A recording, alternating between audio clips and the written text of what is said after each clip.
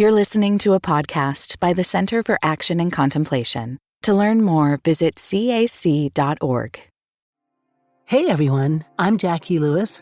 Welcome to the third season of Love, Period.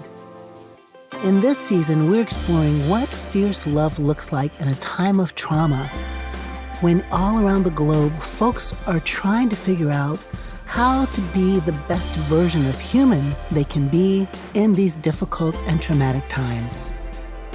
Today, my guest on Love, Period is Mirabai Starr. She is an author, a teacher, a theologian who works at the intersection often of the sacred feminine and grief. Today, we talked about fire.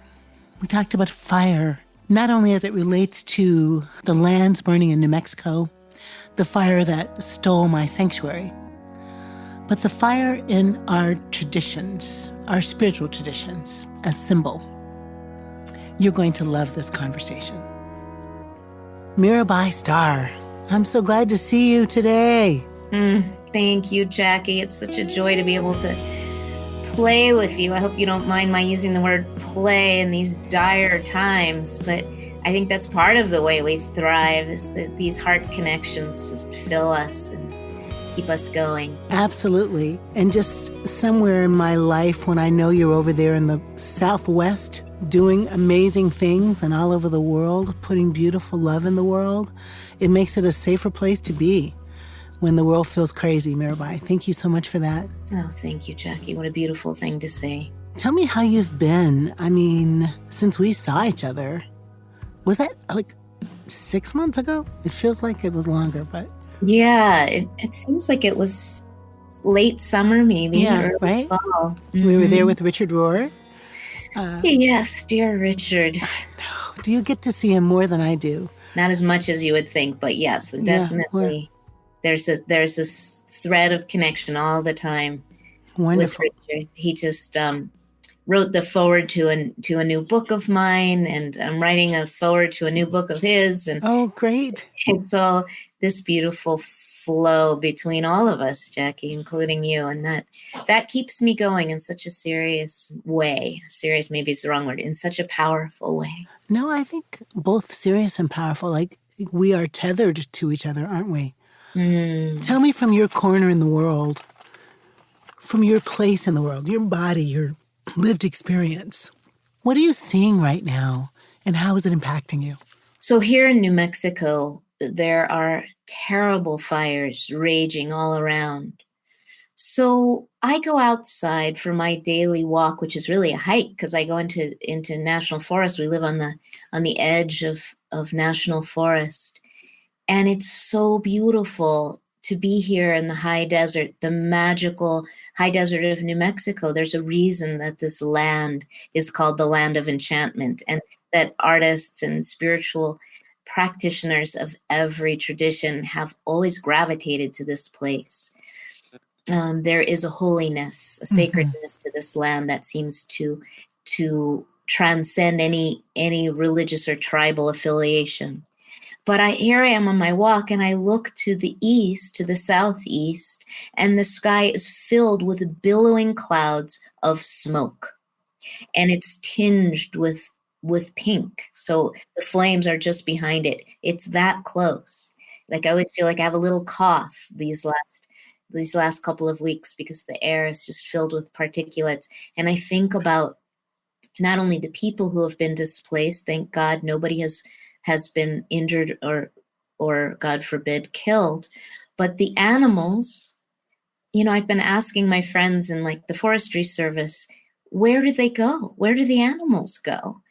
And the answer is something like, they know how to run, they know how to fly, they know how to burrow, they know how to get away, for the most part, but some of them don't. And for some reason, that's just been haunting me in these weeks of fire. But fire is such a metaphor across the spiritual traditions, isn't it? Yes, it is. We see it in mystical Judaism, in Christian mysticism, in Sufism, which is the mystical branch of Islam, in Hinduism in the form of Shiva and even Kali. And in all the spiritual traditions that I love so much, as you know, I'm kind of spiritually promiscuous. I love that when you say that.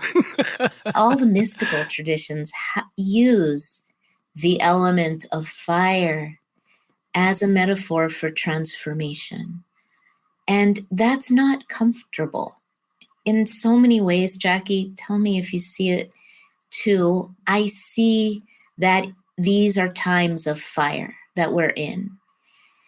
And fire is transformation. And that doesn't mean we can spiritually bypass or should or are allowed to, frankly, the pain of it. There are little animals that are going to not be able to escape these forest fires here in New Mexico. And there are aspects of our humanity that are suffering and crumbling under the weight of the flames of injustice Yes. that are raging across the planet right now. When you speak that truth, it just feels so deeply true to me that we actually are not going to escape being scorched, singed, made hot, uncomfortable, and sometimes aspects of us, destroyed by the fires that are burning. Part of the reason fire transforms is it does take us down to something elemental, to the ashes, if you will. God, I don't love the way I said that, but it's true. So, Mirabai, you are spiritually, I'm going to say dexterous, not promiscuous, but Okay, both flexible, nimble. You know these things. Can you say a little more about the way fire shows up in these traditions that many of our listeners won't know about as much as you do? Can you say, just pull a couple of those threads of fire transforming out for us? Well, one of the ways it shows up in the mystical traditions, fire, is the fire of longing for God, the burning yearning for union with the beloved. And we see that especially in the so-called Abrahamic traditions of Judaism, Christianity, and Islam, but mostly in the Sufi aspect of Islam. And that's what I relate to so much, that my namesake, Mirabai, was a 16th century South Asian Bhakti poet from India. Bhakti is the path in Hinduism of devotion. There are these different yogas, right? In Hinduism, karma yoga is the path of action. Bhakti yoga is the path of love and devotion. Jnana yoga is the path of contemplation and philosophy and studying the sacred scriptures. And it's said in Hinduism that each of us is temperamentally oriented primarily toward one of the yogas more than the others, but that they're all paths. Yoga means path to union. They're all alive in all of us. So in the Bhakti path, Mirabai was a poet. It's interesting to me anyway, that Mirabai was a contemporary of Teresa of Avila. Ooh, that is interesting. I didn't know that. Yeah. They didn't know each other and they didn't know of each other. Wow. Huh. But one was in Spain and one was in India, and they're my two girls. They are the ones that guide me and hold my hand as I walk through this world. Teresa of Avila, I had the great privilege of translating from 16th century Spanish to, I hope, a contemporary accessible English. And Mirabai was the person I was named after, not by my parents, by the way, but by Ram Dass, the great contemporary American spiritual teacher, and who died just a few years ago and has been my lifelong friend and mentor. When I was 14, Ram Dass gave me that name after I was the lead in a play written by students, kids, about the story of the life of Mirabai from a comic book from India. And I identified so much with Mirabai, and that fire of Mirabai's yearning for Krishna, who is the god of love in the Hindu tradition, really resonated with me. I think that the reason that fire of longing, that burning yearning for union with God was so real for me was that when I did that play, when I was Mirabai in this musical dance drama that we created, here in Taos, New Mexico, when I was 14. I had just experienced the sudden death in a gun accident of my first love, my boyfriend, Philip. 14, your first love. It was not bearable. Well, I live here in a rural part of the world, and people have guns for various reasons. It was a rifle. It was a 22 rifle that Philip and his brother were using to shoot at coyotes that were chasing their chickens. Oh my And his goodness. brother dropped the gun. It was a freak accident. And so I couldn't bear it, and I had to bear it. And stepping into the role of Mirabai, who was on fire with longing for God, when I was burning with grief and trauma in the loss of my love, it just came together in that moment in such a way that the space that Mirabai opened of the broken open heart, Mm-hmm. the Yes. shattered heart that becomes has boundless capacity for holding what is. What is sometimes includes the unbearable. That marked my spiritual path. I think I really seriously began my spiritual path at that time when I was 14. I began meditating and practicing yoga and studying sacred scriptures from all the world's traditions. I reclaimed the Judaism that my parents had rejected. There were many spiritual treasures that entered even in the shattering that I was experiencing. And death has continued to be a source of transformational fire in my life. And it's why I relate to the mystic poets of all traditions, because they unfailingly, inevitably, Unflinchingly. well, they use fire as a metaphor in their Yes. poems. Living flame of love, John of the Cross, and wounds. The metaphors of wounds. For Teresa of Avila, she called it the beautiful wound. For Mirabai, it was the traditional kind of classic moth that flies directly into the flame. Or sometimes she speaks of the lotus that swallows you whole. I'm so glad you put some of that poetry, those images in our hearts today. I know you lost your daughter, and that's another kind of the wounding, the shattering of your heart, Mirabai, right? That makes space for holding all the things, all the love. I'm thinking about, can what you're talking about, those experiences, can we resource the nation, the world, a shattered, broken-hearted world? Mirabai, can we bear to even say, we who are human, how broken-hearted we are, that the land is burning? New Mexico, Colorado, that the oceans are toxically filled with plastic, that the polar ice caps are melting, that some are saying we have 10 years to fix this, and some are saying we can't. That's one grief that just sometimes I can hardly look at it. I promise you I can hardly look at it.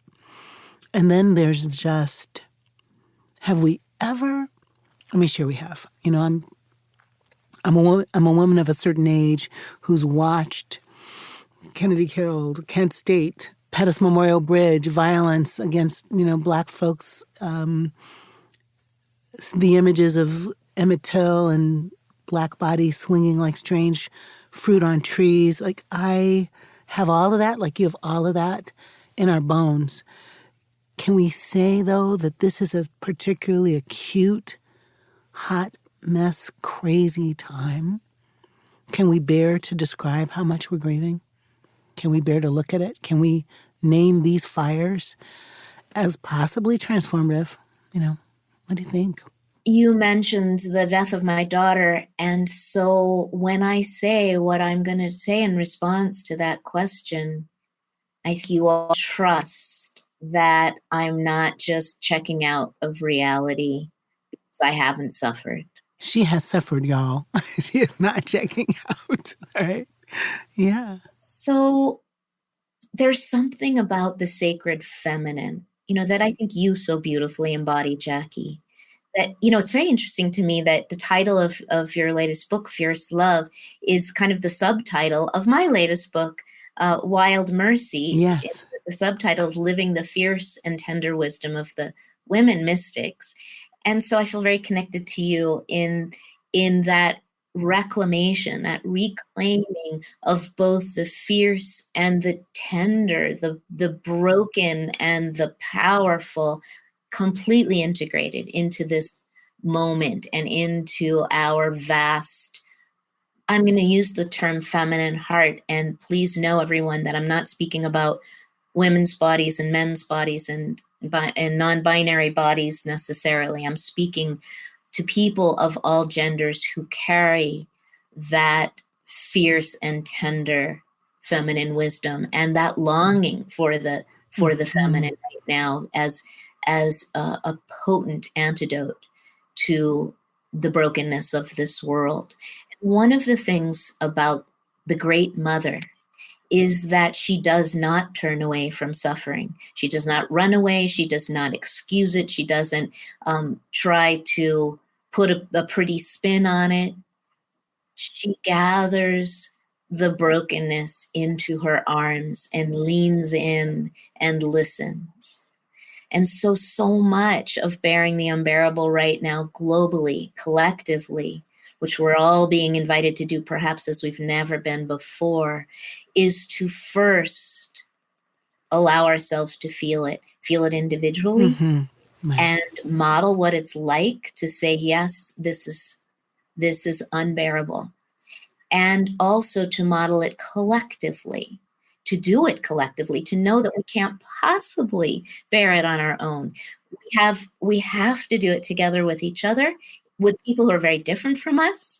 And we also have to call upon, well, for me, it's now, even if it's in my imagination, Jacqui, I'm calling upon the Great Mother. Like, oh yeah, not only do I not have to do this myself, I can't do this myself. She's got me.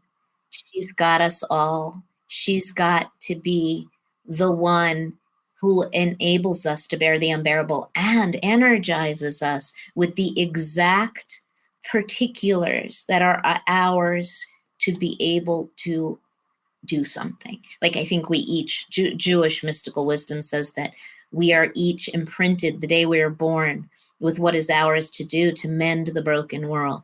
It takes a long time to discover it sometimes, but we each have a particular blueprint for tikkun olam, for the repair of the world. Sometimes we need each other to help see what is ours to do, when it may not look at all like somebody else's or like our preconceived notions of what activism, for instance, is supposed to look like. The expression tikkun olam, I don't remember which. Maybe it was Rabbi Kushner's How Good Do We Have to Be? Maybe that book. I don't know. When in seminary, I got like, oh my goodness, that's the whole ball game right there. Like that's it. To heal the world. And I think in my particular writing, I've paired to heal the soul and the world. Maybe when I was younger, Mirabai, I'd think, well, this and this. But now I'm like, my soul is the world, and the world is in my soul. So it's one project. And when I say that to you right now, I force back tears of how, when you know that, when we lean into how we're inseparable from the Great Mother, the universe, the land, the stuff, the trees. Shug Avery says, I knew then when I cut a tree that I would bleed, which is Alice Walker's way of talking about what we're talking about. I feel so brokenhearted, friend. I feel so sad about feeling like things are kind of falling apart. Can we find our way? Like, my grandson, Octavius, is 2, and we were all together for Mother's Day for a little while. And he was just standing, kind of talking to us as we were saying goodbye. And something happened. I still don't know exactly what it was now. I think he pinched his finger on something that he could reach. And he looked so afraid. And then he, came to me and cried. And then he reached out for my husband John and cried. And then he went to his mom and cried. Oh. I mean, it was like, it was like this beautiful boy, binding us all together, like, comfort me, damn it, and I wonder if there's a place in our humanity where we could all be, a 2-year-old yearning for the love, for the lean in dudes, lean in women, lean in y'all, lean in everybody to the love we know we need and see if it heals us. Is that it? When I saw him moving among us, I was like, I cannot wait to preach that boy's story, right? Okay, see, you couldn't wait to preach that boy's story. That's it, Jacqui. It's those moments when we reveal our vulnerability to each other. The world is burning and I can't stand it. How about you? Where we just tell the truth about it, that become the transformational energy to actually change it. I don't know. It sounds like magic, but I see it happening. Even you're telling us all that story about your grandson, Octavius, right in this moment is shifting something in us. And I have to believe that our truth telling about our pain and about the silly, wonderful, ridiculous things that happen against all odds bring us joy. These are the things that actually make a difference. And I think our mechanistic teleological world model has taught us to think that if we're not engineering specific solutions at every moment, we're failing. And that is denying the feminine, the creative, the generative, the power of not knowing. Mystical power of not knowing and the practical power of dismantling our opinions on the matter and allowing ourselves to just show up with what is. I'll share a story with you that just happened, my Octavius story, which was that a couple of weeks ago, maybe 3 or 4 weeks ago now, some friends of ours were going to Poland to help Ukrainian refugees at the border. And they asked me for a copy of my book, Wild Mercy, in Russian. Wow. I have all the different, on my shelf, just different translations in different languages that I don't speak. I was like, yes, of course, take it, because one of the couple read Russian. That was her first language. So she wanted to read it on the plane. So she did. When they got to Poland and they were at the border, they were at a train station. They were at a McDonald's at a train station in Poland, and she had the book with her. And there was a young woman there who was a refugee from the Ukraine, who was alone, and it was cold, and she had her little backpack and not very much. She looked like she was in her 20s. She was in her 20s. Bright dyed pink hair, and they got to talking, and they had a very deep soul conversation. And she spoke English, but her first language was Russian. So they said, hey, maybe you'd like to read this book that we just read. The woman had just read on the plane, and she said, thank you. Well, it turned out, I found out a couple of weeks later that book accompanied this young woman on her entire journey to safety in Germany. She ultimately settled in Germany for now. And she was scared and alone and cold and guilty about leaving her family in the Ukraine. They said, go, but she left them all behind in Kiev. And this book was a refuge for her. And ultimately they connected us. And now we're in communication, and she was telling me how that book accompanied her and how it helped her. Well, she said saved her even.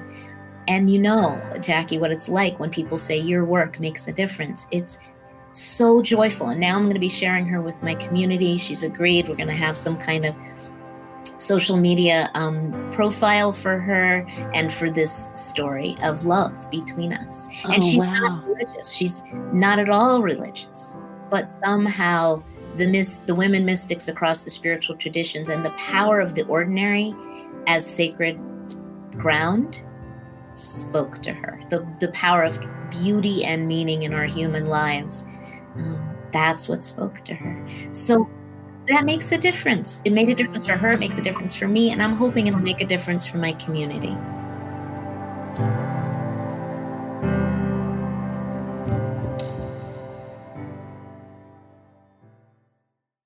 Many of us feel increasing anger at injustice, violence, and indifference in our world today. Join us March 14th for What Do I Do with My Anger? An online gathering featuring Richard Rohr and Brian McLaren. Learn ways of transforming anger into loving action, inspired by Father Richard's new book, The Tears of Things. Register today at cac.org/anger. That's cac.org/ANGER.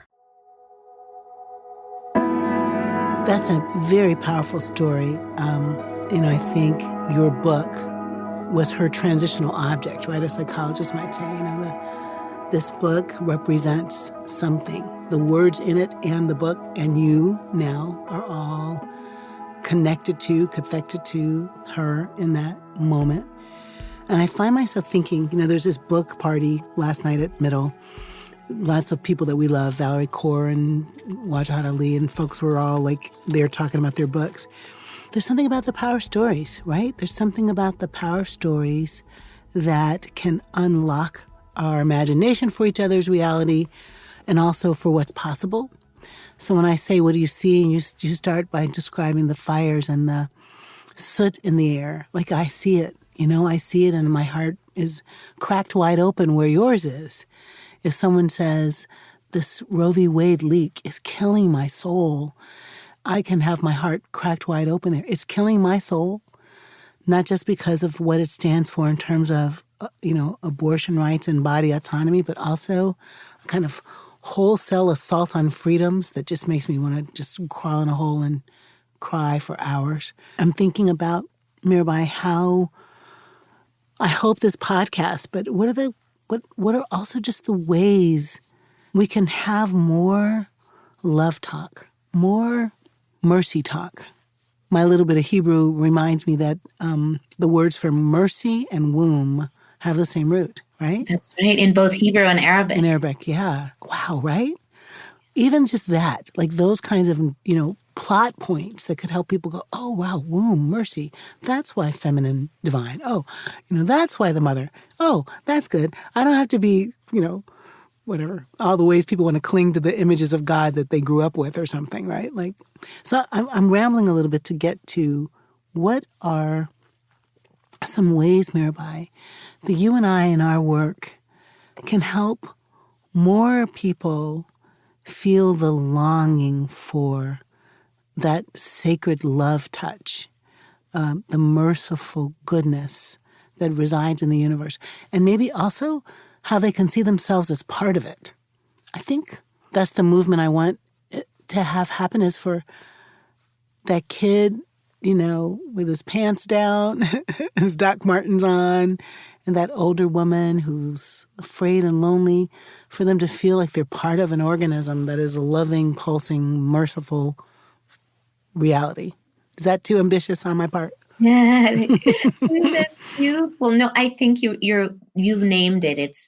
There's something inherently feminine about storytelling. It doesn't have to be for a purpose. It can just be to fill our hearts and make the night less dark around us as we sit around the fire and tell our stories. So if we can lift each other's stories, it's interesting. I read a lot like you do. And I have gotten to the point, I've actually been here for quite a while, where I can't bear to read books that aren't laden with story. I can't just read theology or social commentary or political commentary, philosophy. I was a philosophy major in graduate school. I can't do it anymore. Abstract concepts just leave me cold. Even science writing that isn't drenched in poetry, because science for me can be so powerfully poetic. I can't do it. Beauty, I guess that's what I'm saying. Beauty and the power of authentic truth-telling stories is what feels to me like the life-giving elixir right now, not just for myself, but for the world. And there's so much good writing coming out of people's raw, authentic experience right now. I mean, I just finished Somebody's Daughter. I'm reading This Here Flesh. Isn't that beautiful? Oh my God, embodied writing. just heard an interview with Ocean Vuong on Fresh Air. It's exactly what I'm talking about, the transformational power of our stories. I'm convinced, Jacqui, that this is the healing, this is the medicine that we need right now. And it has everything to do with releasing our preconceived notions of what activism, what helping, what fixing looks like. I love it. I think it's really true. I think stories are the healing balm, and making space for them grows empathy. It changes our minds, stretches our hearts, gives us new worldviews, new energy for each other. I agree with you that there's something inherently feminine about it. And it then just does make me want to ask, can the ones who are male identified embrace their anima?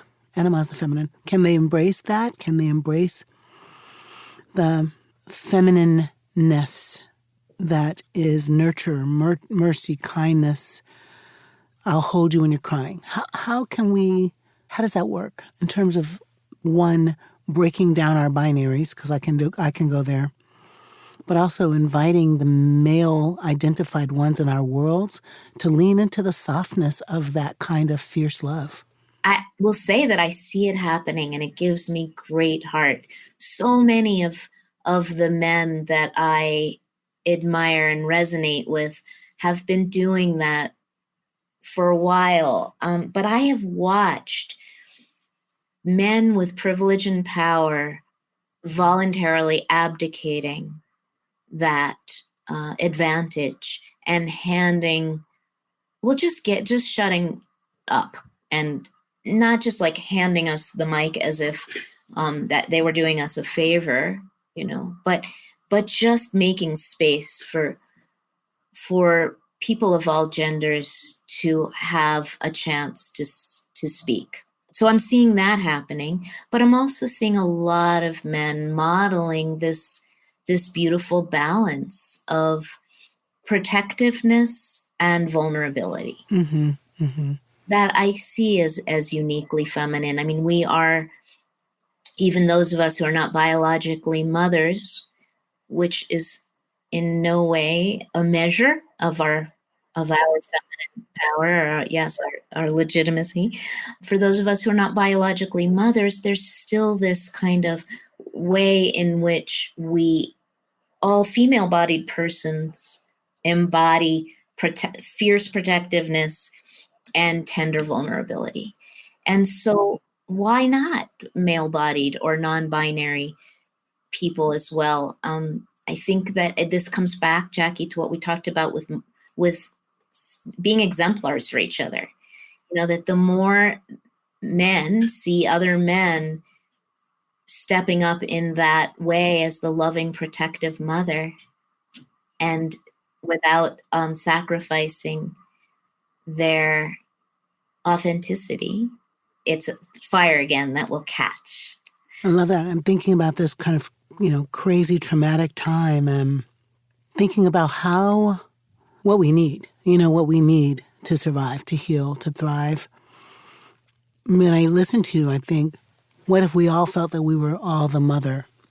What if we all felt that we were the nurturing, mothering presence, and just had a piece of it to do? Which I think your work is, calling us into. Everybody has a piece to do.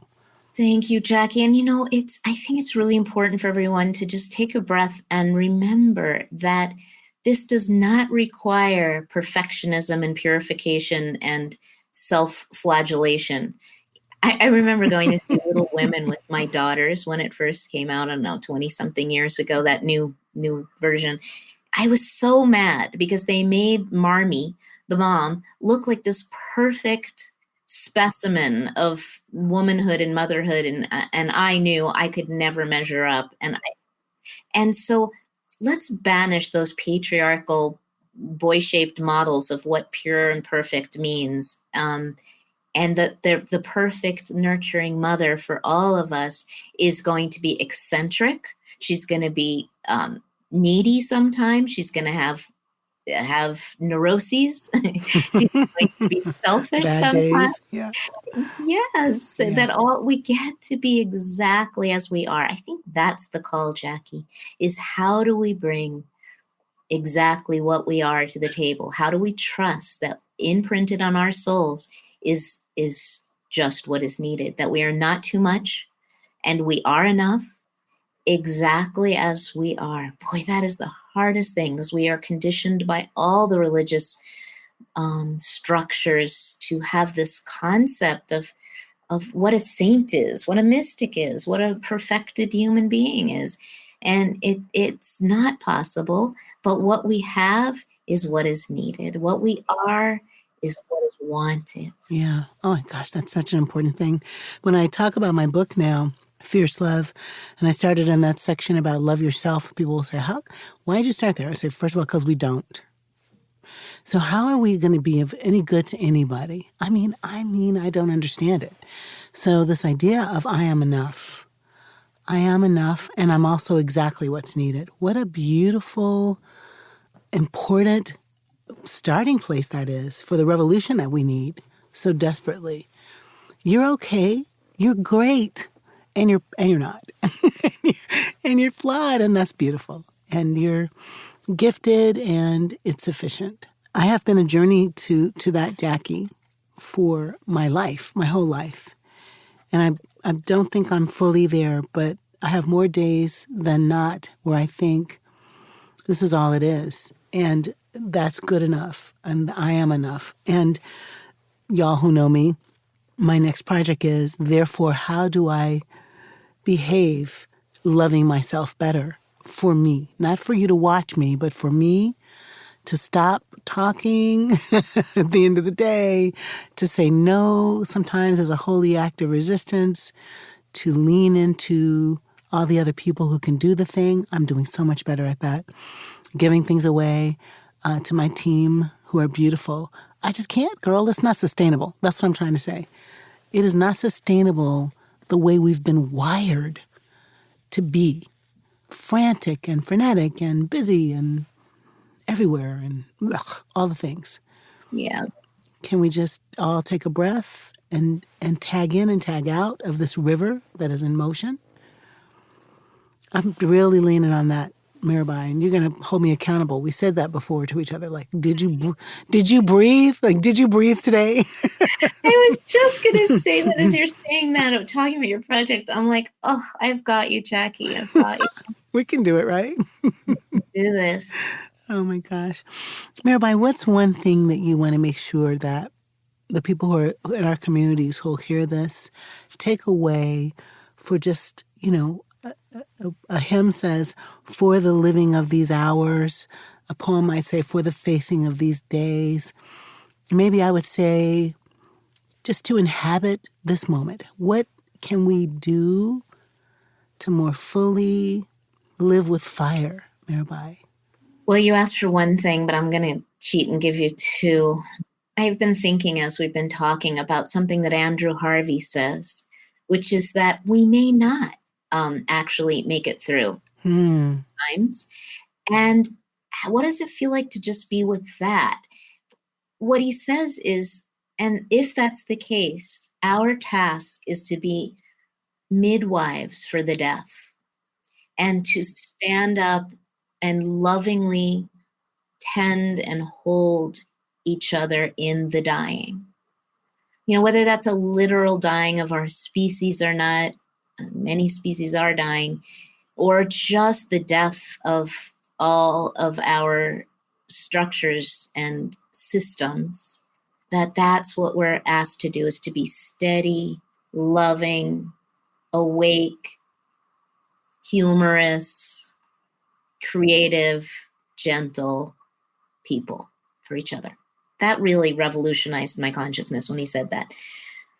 The other thing I would say is, even if you live in a city, even if you're not able to walk, connecting with nature every day in some way, even if it's just opening a window and feeling the air on your face, some connection with our mother, the earth, on a regular basis is vital, I think, for navigating this wilderness of our times and resourcing ourselves and each other.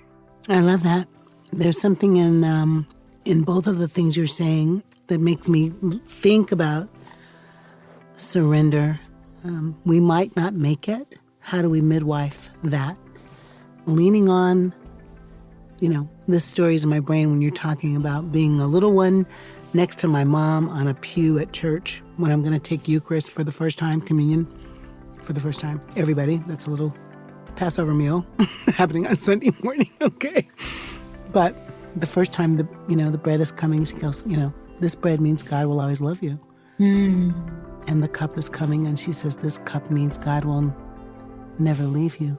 And I have, right? God will always love you and will never leave you. That's it. The mother will never leave you and will always love you. And though my mom is gone physically, I've never been sure than I am today about life after death, Mirabai. Like, I can feel her shoulder on my face. I can smell her wind song and ultra sheen. I can hear her. So there's something about surrendering to the truth of the presence of the love, right? Like, it's here if we want to feel it, I think. I think you're magical. No. Does Mirabai mean magical? I don't know, but I think you are. You're so good to talk to and so wise. Thank you. Thank you. Oh, such a joy to be with you. Even if this is all we get, it's more than enough. And to be with all of you, thank you so much. Thank you for playing with me today. Appreciate you. You're welcome. Thank you for listening today. In my conversation with Mirabai Starr, I found myself thinking about what I found in the fire. The fire, literally, that stole my sanctuary, the fire of these last few years in the public square, and the spiritual fire that sometimes drives me into the streets to raise my fists and demand justice, and other times causes me to sit quietly and pray. So where are the fires burning in your life? And how are they transforming you?